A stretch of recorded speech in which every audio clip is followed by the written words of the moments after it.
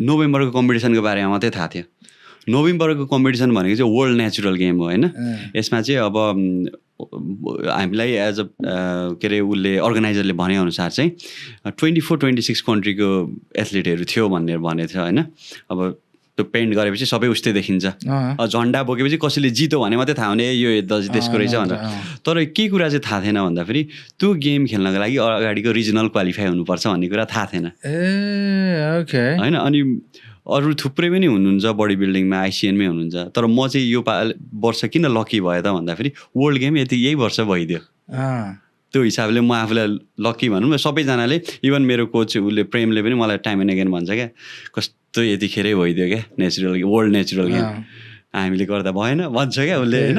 अनि तपाईँले त्यसको लागि चाहिँ हामीले अगाडिको यो सेप्टेम्बरमा चाहिँ क्वालिफाई हुनुपर्ने थियो क्या। क्वालिफाई हुनु चाहिँ ब्याट्सम्यान बे र क्यानबेराको गेम खेल्नुपर्ने थियो।